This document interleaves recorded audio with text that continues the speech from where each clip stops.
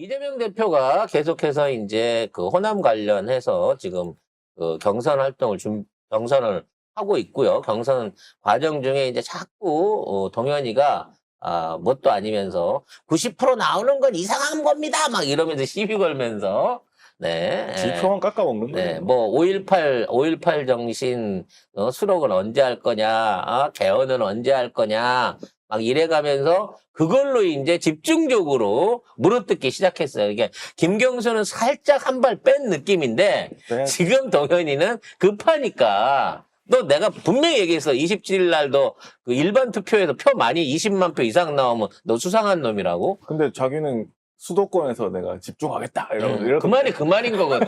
시나리오가 딱 그건 거예요. 아, 저기 니들이 모르는 뭔가가 준비돼 있어? 그 이낙연 그 표 있어 이건가? 그래서 그 얘기를 하고 있습니다. 그래서 이재명 대표가 거기에 대해서 깔끔하게 정리를 해줬습니다. 이재명 후보가 어제 광주를 찾았습니다. 5.18 정신의 헌법 전문 수록을 약속을 했는데요. 개헌 시기와 관련해서도 이야기를 했습니다. 이르면 내년 6월 지방선거 때 가능할 것이다 라고 이야기를 했습니다. 여기 이 안고 있는 분이 있는데 이분이 누구냐면 그 이재명 대표가 광주 갈 때마다 이제 만나는 분이에요. 오문재학 열사의 어머니 김길자 씨입니다. 이분이 누구냐? 문재학 열사가 누구냐면 그 한강 작가의 온다. 소설 소년이 온다의 주인공 주인공. 모티브가 된 문재학 열사의 어머니입니다. 그래서 광주 갈 때마다 이제 인사드린대요. 그래가지고 와서 반갑다고 또 안아주시고 이렇게 하시더라고요. 네. 진정성이 있는 거죠. 갈 때마다 시장 찾아가고 떡볶이나 어묵이나 주워 먹는 놈들하고는 다르지. 예, 그 진정성의 차이가 큰 겁니다. 그리고 이제 그 5.18에 대한 부분 안에서 이제 아니신 분들은 이렇게 겪어보지 않았거나 오래 지내던 얘기는 이제 충분히 하지 않았냐, 이제 다 끝난 거 아니니? 에이, 충분히 뭐 대접받고 있는 거 아니야? 이렇게 얘기하지만 아직도 행불자가 어마어마하게 많고요. 그와 관련해갖고, 피해 규모도 정확하게 안 돼 있지만 가장 중요한 건, 발포 명령자 내지는 이러한 참사를 일으켰던 당사자에 대한 명확한 명증이나 고발이 없는 상황인 거잖아요. 네? 그래서 요것들을 해결하기 위해서는 물론 그때 범인을 찾아내는 게 중요한 게 아니라 그때 목숨을 바쳐서 민주주의를 지키고자 했던 시민들의 그 정신이 대한민국을 지켜낸 일종의 민주주의의 상징이다라는 의미로 헌법에 이걸 실어달라는 거예요.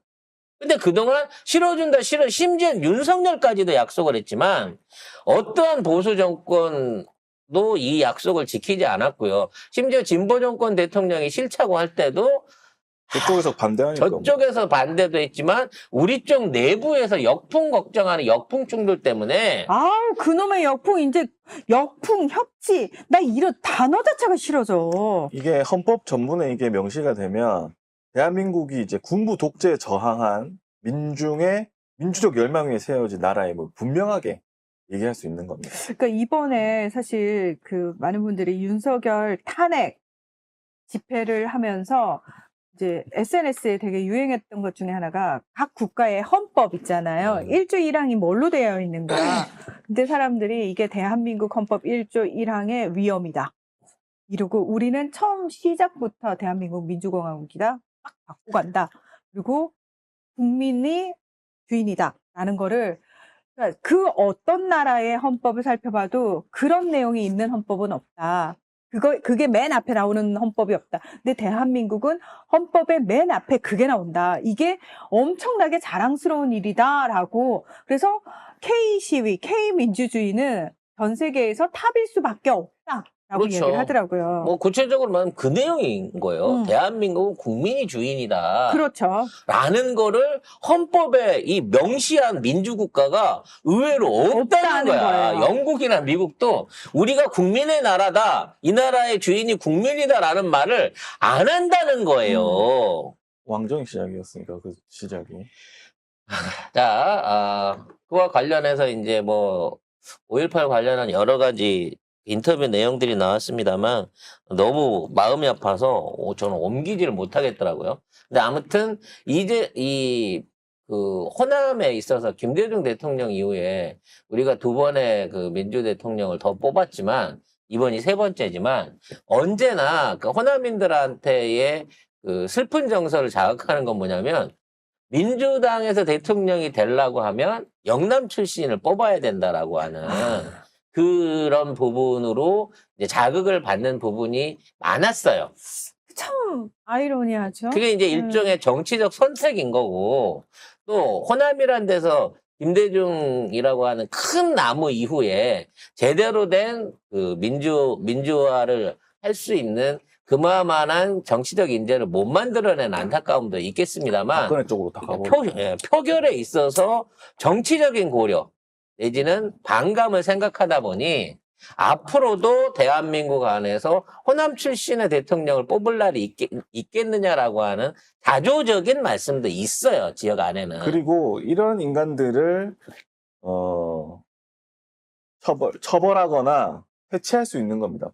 박선영 진실하위원장이 어제 국회에서 5.18 북한군 개입설에 대해서 논란은 알지만 진실 여부는 모른다.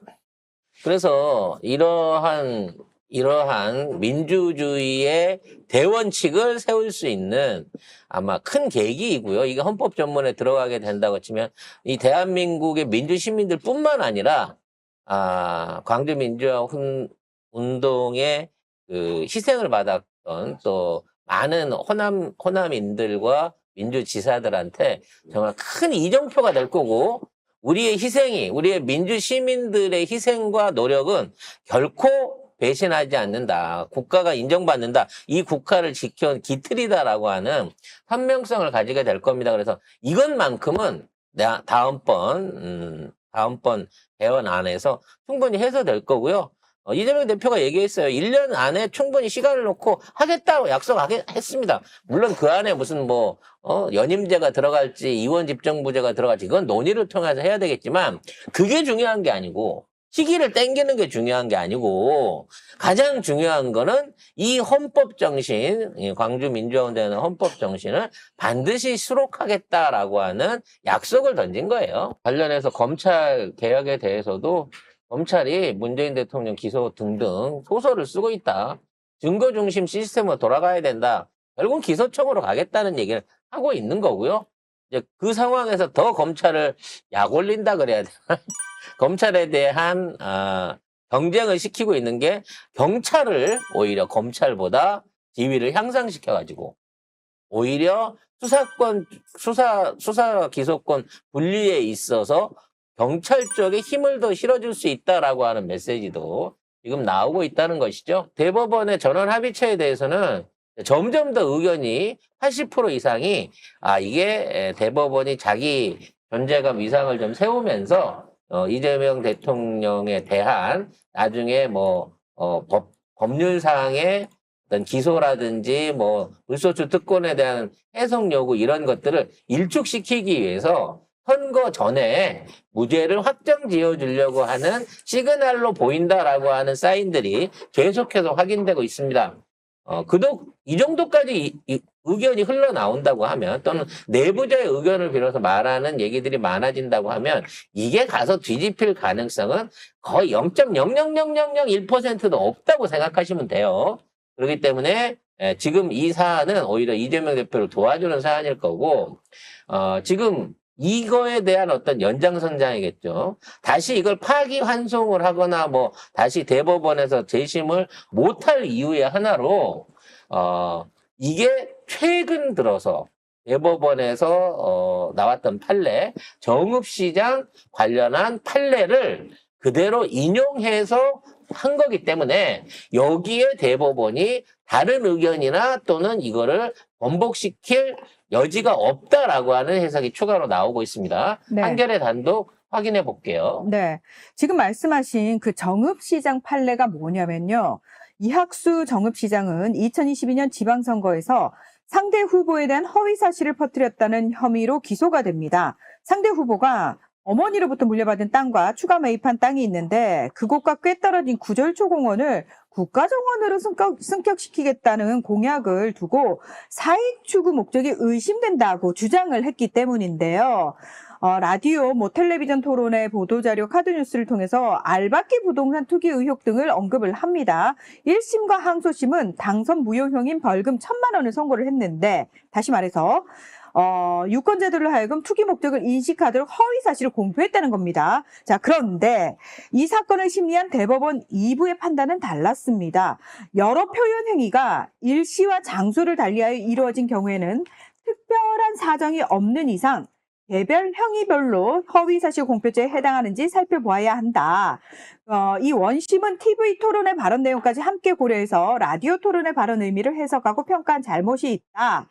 알박기 등 표현은 이해 충돌 여지나 부적절성을 지적하는 맥락에서 이해될 수 있다. 이런 얘기들을 한 거예요. 중요한 게 뭐냐면 이 사람이 어떤 한 자리에서 내가 이렇게 해갖고 이거 비난합니다가 아니라 이 자리에서 한 얘기, 이 자리에서 한 얘기, 뭐 한 달 후에 한 얘기, 이거를 두루 다 모아가지고 자, 요걸 합쳐보니 그 뜻이네요. 네. 라는 주장은 안 통한다는 그렇죠. 거죠. 다 합쳐가지고 허위 사실 공표 이렇게 했다라는 거예요. 그런데 대법원은 그렇게 합치면 안 돼. 다 떨어뜨려가지고 그 말이 나오게 된 배경이라든지 다 따로따로 따져야 돼. 이걸 마음대로 합쳐가지고 이건 문제, 이건 아니야. 이렇게 이야기를 한 겁니다. 그래서 이번 고등법원 판사들의 판결문이 이런 조항들을 전부 다 일목요연하게 짚어서 무죄 논리 추정에 대한 판결문을 만들었다는 거예요. 쉽게 말하면 여러 표현 행위는 개별적으로 평가해야 된다. 이게 무슨 얘기냐면 이재명 대표가 협박받은 느낌이었다라고 얘기한 거는 국회에서 증언했을 때 얘기예요. 그 얘기에다가 나중에 개별적으로 업무적으로 직원들하고 했던 얘기들이나 상황들을 합쳐가지고 이걸 갖다가 같이 묶어서 얘기를 했기 때문에 이거는 개별적으로 평가를 해야 되는 거기 때문에 그 기소에 의견이 없다는 거죠. 그 다음에 의견과 사실이 혼재된 거. 그러니까 이재명이 그거는 협박처럼 느꼈는데요? 라고 생각할 수 있는 이런 혼재된 표현은 전체적인 맥락을 봐야 된다는 거죠. 그래서 항소심에서 우리가 진짜 속 시원하다. 이거는 진짜 다시는 그러니까 대법원에 갈 때를 대비해가지고 아주 디테일하게 항소심에서 그렇죠. 판결문을 작성했다라고 우리가 얘기했잖아요. 조목조목 다 쪼개가지고 다 반박을 해놓은 거예요. 그리고 진실에 부합하는 부분이 있으면 허위로 볼 수 없다는 거예요. 그러니까 우리도 이거를 나중에 주장하려고 그래요. 우리는 이진숙 사건을 하고 있지만 우리한테 안 해줄 것 같아. 우리는 이진숙에 대해서 동군 기자가 아니라고 얘기한 바가 없어요. 동군 기자긴 한데 성실하지 않았다는 거지. 따라서 진실에 부합하는 내용이 있으면 허위로 볼 수 없다는 거야. 의심되는 사항이 있으면 피고인의 유리하게. 이익으로. 네. 그래서 이러한 판단의 여지가 있을 경우에는 피고인의 유리가끔 판단해줘야 되는 게 정상이라는 거지. 그래서 이재명의 골프 발언, 골프 같이 안 쳤다는 것도 골프장에 있는 거 인정했고 그 골프 여행을 가서 단체 여행을 간 것도 인정하지만 그 여행에 대한 증거 사진이 골프가 아니었단 말이야, 그거는. 골프장에서 찍은 사진이 아니었어. 이와 같이 진실에 부합하는 부분이 있으므로 당연히 골프를 치러 간 거다라는 추론은 불가능하다는 겁니다. 그래서 이걸 생각하고 있는 또 이러한 판례를 갖고 있는 이재명 대표의 변론인들 그리고 고법의 판결문을 보고도 이거를 12명이나 되는 서울대 동문들이 그 남아있는 그 대법관들이. 서울대 법대더라고. 서울대 법대 동문들이 고대법대도 있어요. 이미 망가져버린 이 윤석열을 구하기 위해서 이걸 다 뒤집을 수 있을 전망은 없다는 거예요. 그렇게 될 것이다.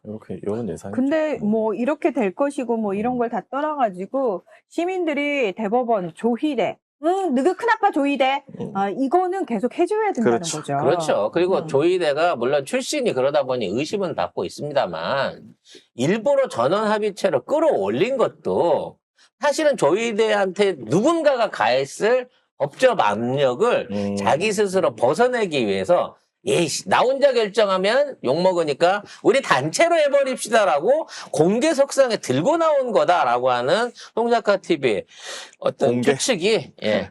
그러니까 같이 죽자는 거지. 그전에도 왜 헌법재판소도 윤석열 그거 할 때 전원일치 합의로 결정 본 게 그거잖아요. 8대0으로 했잖아요. 그 같이 욕먹으려면 같이 욕먹고 아니면 같이 추앙받자 뭐 이런 거 아닐까 이런 생각이 드는데 그래도 조의대는 조심해야 된다.